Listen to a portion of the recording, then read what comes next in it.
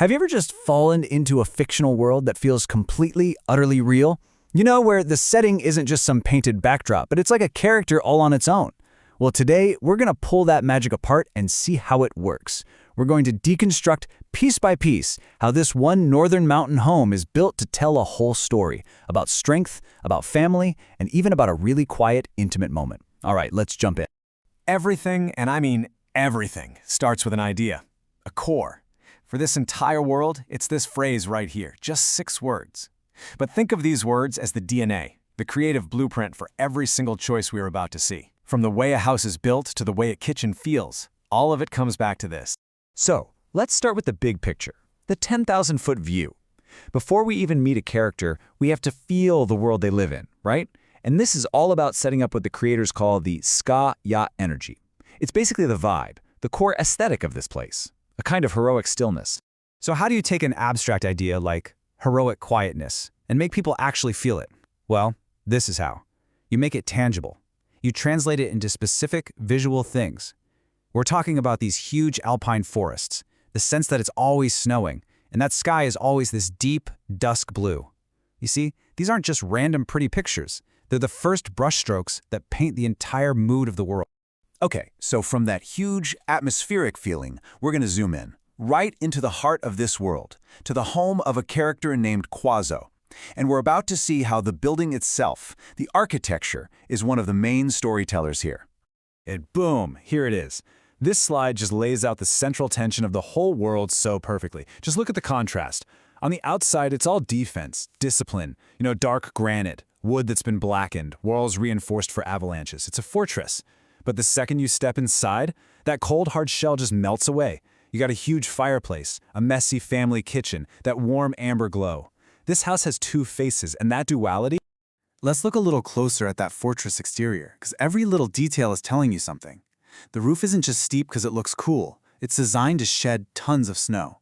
The pathways are heated. That screams preparation. The whole layout is symmetrical, which reinforces that feeling of discipline and order. Even the doghouses have different jobs, guardians and companions.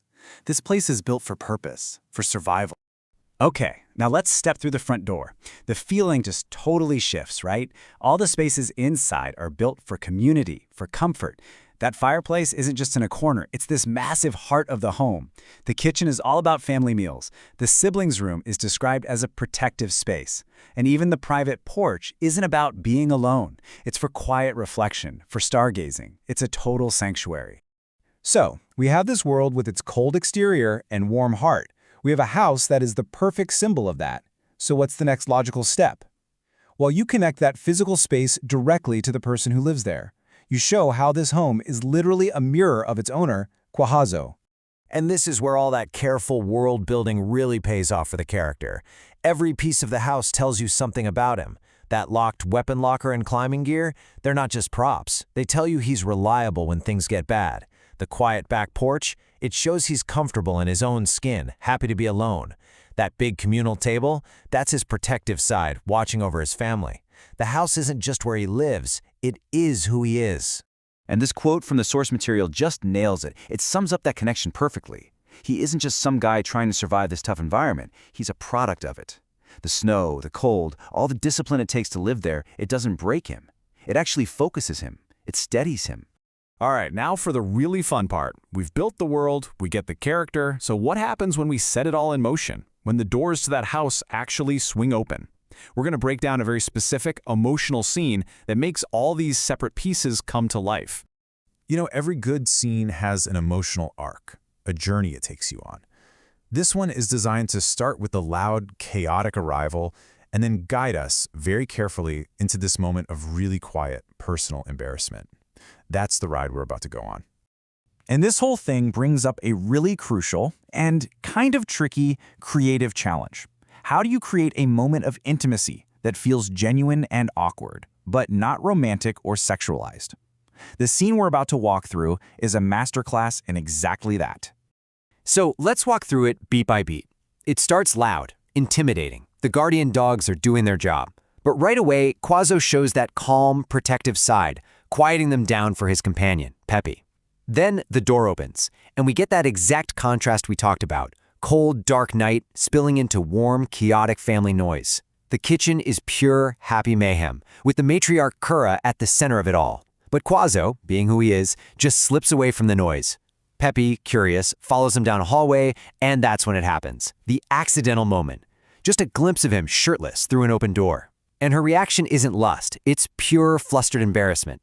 She backs away fast and bumps right into Kurra, who gives her this little knowing smile that just says it all. Perfect. And if you thought any of that was just a happy accident, check this out. We get to see the creator's actual notes. It confirms nothing was left to chance. The most important note is right there at the top.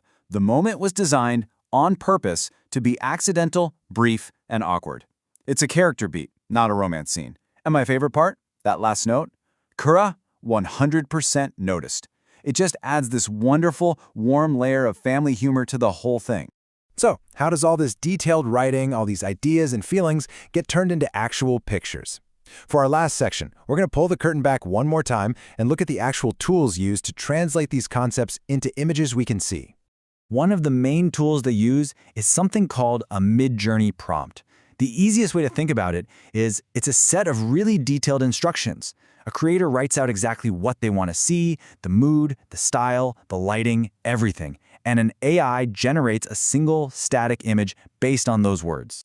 And then you have a VAO prompt, which basically takes that whole idea and kicks it up a notch.